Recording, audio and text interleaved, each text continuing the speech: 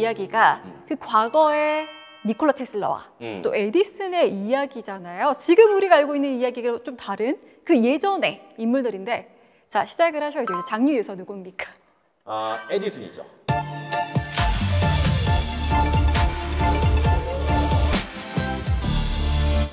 토마스 에디슨은 사실 너무 유명한 인물이에요. 그렇죠. 근데 이 인물이 갑자기 또 여기서 왜 나오는지. 전기차 시대를 함께했던 인물이 아닌데. 전기차 했던 사람이에요. 오, 그래요? 토마스 에디슨이. 전기에 관한 한 그 누구에도 뒤지지 않잖아요. 그쵸. 그러니까 1847년에 미국 오하이오주 출생이고요. 근데 1854년에 가족이 미시건으로 이주를 해요. 사무엘 에디슨의 7째 막내입니다. 아버지 쪽이 이제 네덜란드계, 이제 어머니 쪽이 교사 출신이에요. 근데 학교는 안 다녔어요. 엄마가 교사여가지고 엄마가 이제 집에서 홈스쿨을 네. 했죠. 근데 엄청나게 똑똑했다고 해요. 그리고 이제 산수를 좋아하고. 근데 이제 똑똑해가지고 대부분 혼자서 책을 보면서 공부를 많이 했다고 하는데 실험을 많이 좋아했던 아이로 기록돼 있죠. 그런데 12살 때 난청이 생겨요. 난청이 생긴 거를 에디슨이 뭐라고 그러냐면, 나 이게 더 좋아. 잘 안 들리니까, 잘 안 들리니까 뭐 하나 집중하기에 너무 좋아. 그래서 장애를 낙관으로 극복하는 네. 그런 또 성향을 가지고 있었다고 하죠. 근데 이때부터 이제 발명과 기질이 나타났다고 하는데, 이게 이제 의사들은 ADHD종이다. 이렇게 이제 현대적인 병에서는 그렇게 정의를 하죠. 네. 그렇게도 봐야 되나? 에디슨이 또 근데 사실 천재라는 것도 있지만 그 전기를 발명하고부터 사업도 하고 천재라는 그런 사업가라는 얘기가 있잖아요. 사실은 에디슨이 발명가지만 사업가예요. 엄청 사업가적 기질이 뛰어났던 사람이에요. 왜냐하면 초기에 13살 때 기차에서 사탕 팔고 신문 팔고 잡지 팔아가지고 주당 $50의 수익을 냅니다. 어린 친구가 대단한 거죠.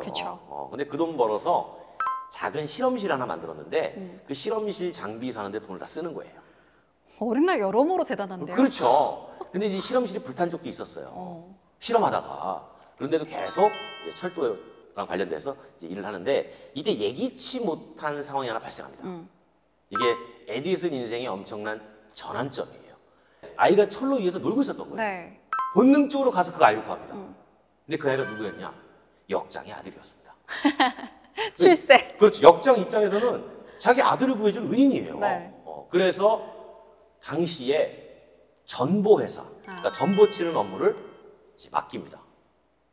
이래서 에디슨이 처음으로 전기라는 거를 접하게 돼요. 네. 그리고 지금 이제 어떻게 보면 월드와이드 웹, WWW가 세상을 연결하잖아요. 네. 그때는 전보였으니까. 그러니까 이 전보 전신 교환원으로 일을 하게 되는데, 네. 이게 이제 에디슨 인생에서 상당히 큰 전환점을 만들어주죠. 그 19살 때 켄터키주로 이주해가지고 통신기업에 들어가요. 이걸 베이스로 해서. 통신을 겸했으니까 이제. 네. 그래서 웨스턴 유니온 지국에 들어가는데, 이게 AP통신 들어왔죠. AP통신의 지국 뉴스와이어에서 일을 했고요. 일부러 야간 근무를 요청합니다. 남들 다 기피하는데 왜 그럴까? 집중? 그렇죠. 밤에 책 읽으려고. 어차피 일할 거. 책 읽고 실험하고. 그래서 1867년 밤에 납축전지 작업을 하다가 황산을 쏟아요. 황산이 되게 독한 물질인데, 네. 그래서 이거 누가 그랬어? 파이어! 해고 나옵니다. 또 실험하다가? 네. 그런데 이제 1869년에 전기 투표 기록기를 만들어서 특허를 취득해요. 그게 이제 뭐냐면, 특허 취득한 다음에 뉴욕으로 같은 해 옮깁니다. 그리고 1840년생으로 에디슨보다 7살 많은 레너드 포프하고 회사를 만들어요. 이게 이제 에디슨 인생의 첫 창업이 되는 거죠.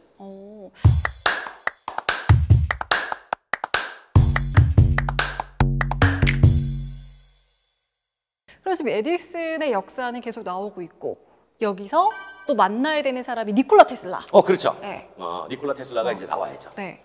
1856년생 그 오스트리아에서 세르비아인으로 출발을 했다고 말씀을 드렸잖아요. 네. 아버지가 이제 밀루틴 테슬라고 어머니가 두카 만디치라는 분인데, 이분들이 정교회, 그러니까 종교 쪽에 있는 사제예요, 아버지가. 네. 그러니까 지금으로 따지면 신부님 같은 그런 분인데, 엄마가 그렇게 암기 능력이 탁월했다고 해요. 그래서 니콜라가 이제 엄마 닮았다. 그래서 5남매 중에 넷째인데 위로 누나가 둘이 있고 이제 형이 한 명이고 아래로 이제 여동생이 한 명 있어요. 그런데 형이 5살 때 말을 타다가 낙상을 합니다. 네. 그래서 목숨을 잃어요. 아. 그래서 테슬라가 장남이 되죠. 오. 초등학교를 스밀리안이라는 학교에 다니는데 시골 마을이에요. 인구도 작은 마을인데 거기 가면 지금도 니콜라 테슬라 동상이 있습니다. 아. 네. 1,500명 정도 사는 작은 마을인데 시골에서 용난 거죠. 그쵸. 그래서 평생 독신이었고 천재과학자. 그리고 교류 모터 발명가. 그리고 교류 전송 방식을 확립하신 분. 미친 과학자. 오만한 독설가. 네. 고집불통. 에디슨은 가정교육이 있는데 네. 테슬라는 정규교육으로 받은 사람이에요. 고등학교 졸업하니까 이제 아버지가 사제였잖아요. 네. 너도 사제를 하거라.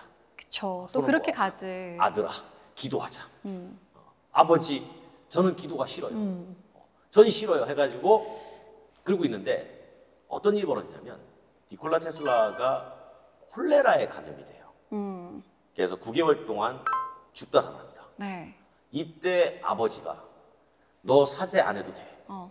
너 이 병이 낫기만 하면 내가 너 가고자 하는 공대 보내줄게. 그 의지로? 그렇죠. 그래서 몸이 낫죠.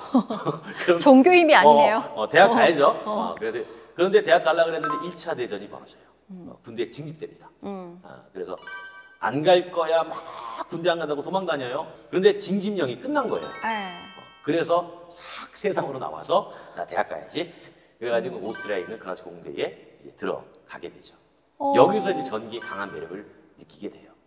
근데 공부는 다 못했어요. 중퇴했습니다. 그래도 이때 전기에 발을 들인 거네요? 그렇죠. 그럼 이때 뭐 에디슨을 만나서 또 만난 일이 있나요? 만나게 돼요.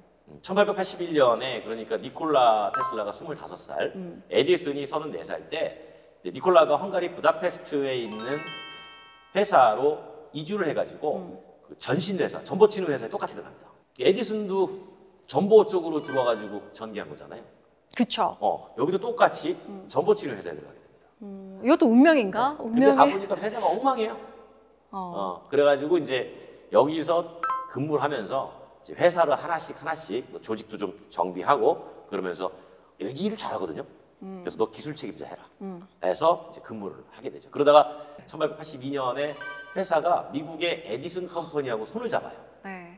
그러면서 파리의 조명 시장에 진출합니다. 이제 그러자면 발전 설비 있어야 되잖아요. 여기서 새로운 산업 분야를 본 거예요. 그러니까 니콜라가 조명 시스템 설치를 담당하게 됩니다. 여기서 전기를 키게 되죠. 이때 에디슨은 나이가 40살인데 이미 미국에서 발전 사업과 조명 사업으로 엄청나게 돈을 많이 벌 때예요. 그리고 전기를 만들어서 직류 방식으로 이제 직진으로 이제 보낼 때죠. 그러니까 이곳에 미국인 파리 지사장이 결국에 이 니콜라 테슬라의 재능을 알아보고 그렇게 뭔가 좀 도와주는 거? 그렇죠. 네. 1884년에 파리 지사장이 본국으로 돌아갈 때 니콜라를 데려갑니다. 같이 갑시다. 네. 그 맨하탄에서 근무를 하게 돼요. 그래서 발전기 개선 작업에 참여를 하게 되고 이때 니콜라가 에디슨을 처음 만나요. 직장 상사하고 문제 해결을 하러 갔는데 거기 이제 에디슨이 토마스 에디슨이 딱 나타난 거죠. 이게 셋이 이런저런 얘기를 하게 돼요. 뭐 전기 얘기를 했겠죠. 네. 하면서 에디슨이 이제 느끼게 되죠. 이놈 봐라. 이 친구 좀 깨어 있구만. 야 마음에 들어. 너 좋은 사람이야. 이렇게 평가를 딱 해줍니다.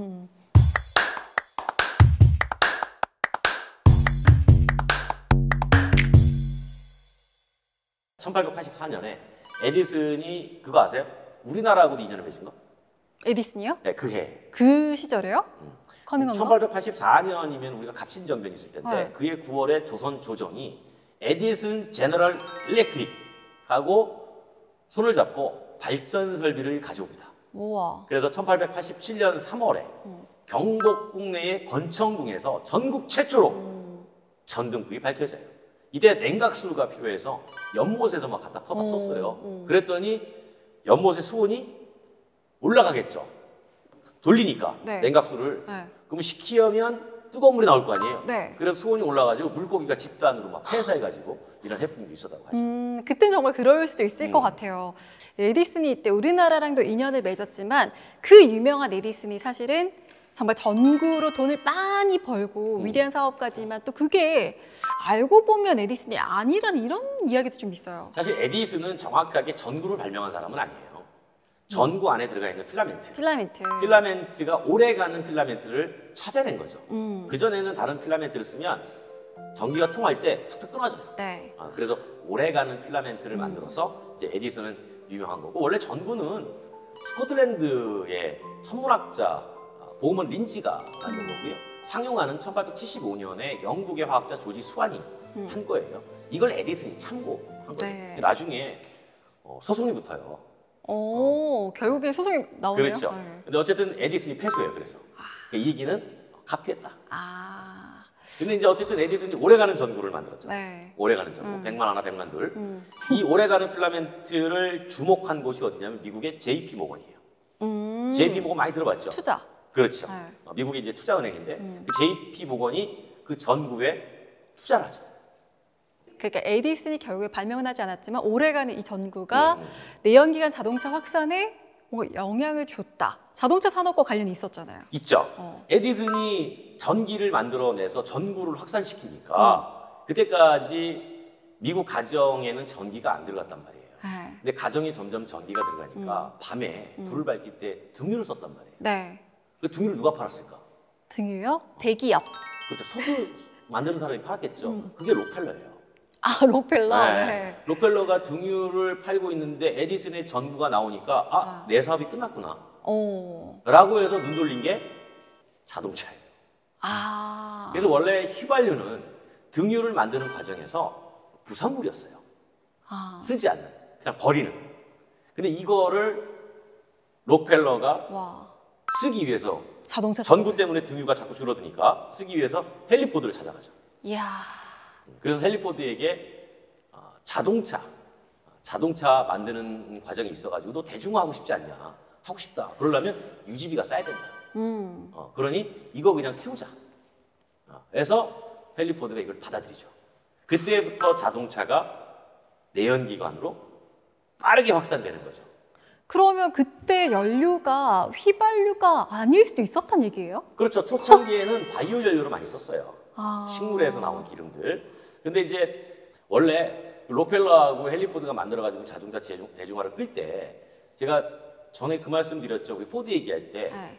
에디슨이 포드에게 자동차 만들어 보라고. 네. 한마디 툭. 그렇죠. 네. 그래서 포드가 에디슨 컴퍼니에서 일도 했었어요. 그러니까 자동차 만들어 보라고 격려한 사람도 에디슨이라고 말씀을 드렸잖아요. 네. 근데 자동차 만들 때 에디슨은 전기 자동차 만들라는 거였어요. 아. 네.